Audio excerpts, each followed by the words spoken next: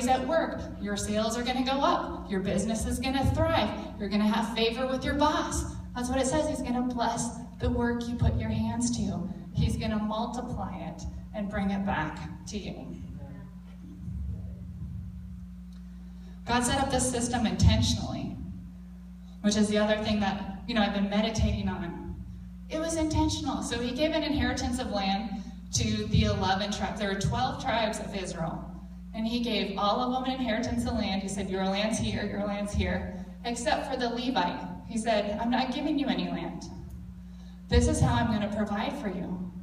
Everyone else will bring a tenth of their produce, their livestock, their grain, and they'll bring it in and they'll give it to you.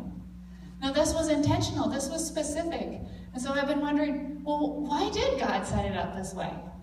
This wasn't a coincidence. He didn't have to do it this way. He intentionally, clear back in the Old Testament, set it up so that all of us would bring a tenth and give it to the person leading the church. And so I'm not going to tell you guys exactly all my thoughts on that, but I want you to think about it. What would it be like if God had not instructed us to give? If he had not told the people to bring a tithe or a tenth to the storehouse or to give to the poor, how would that affect us? How would that affect us today? Okay, so I just want to do a simple drawing because this is the way I think about how tithing works. We'll see if you guys can see this. So we have God up here, and he blesses us. So this is us, this is our house. And with the blessing that he gives to us, he wants to give us 10% to the church. Here's the church. So the church gets 10%. That's the tithe. Goes to the pastor for maintaining the church, for his salary, so he can take care of his family. And then the next category we see is the disenfranchised, right? The needy, the orphan, the widow. We can put them all together. So I'm going to call them the physically poor.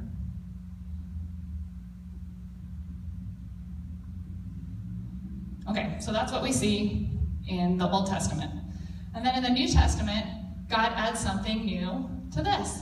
He doesn't take away, he doesn't say, okay, you guys can stop giving your money, but he adds one more category. And what he adds is in the Great Commission, which is Matthew 28. And so I'm adding spiritually poor. Those people who have never heard the gospel, who have never heard about Jesus.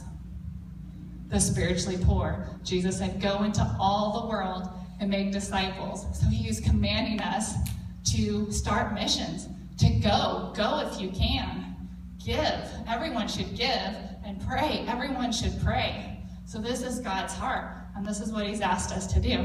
And so then I think we can group these two things together, the physically poor and the spiritually poor, and I would call it missions, and this is also our offering. So this is our percentage that we're giving above our 10%. So our two different categories. So God blesses us, and maybe with a little, and maybe with a lot. It doesn't matter. It doesn't matter what. We give 10% of it. We give it straight over to the church. And then as God puts on our heart, we give to missions. We give extra. We give above and beyond. And as we do that, God says, what does he do? Oh, he gives us more. So if we're faithful in little, then he will give us more so we can be faithfully to give more to these people. Because this is the system and the design that God has set up for us. Right, amen. I feel like, Tori and I feel like we're just a downspout, really. You know, God gives to us. He just pours the blessing on us. I feel like, you know, it's from him. We give him the praise. We give him the glory. We don't take the credit for the blessing in our life. And then what we do, we're just like, you know, when the water comes gushing down, we just direct it. Give some to the church. Give some here to these missionaries. Give some to these missionaries. Give some to the poor. I mean, that's our job. Our job is just to direct what God is giving us. We're just the downspout. Okay, and then I'm going to wrap up with the third blessing. So we have our first blessing. We are financially blessed back. These people are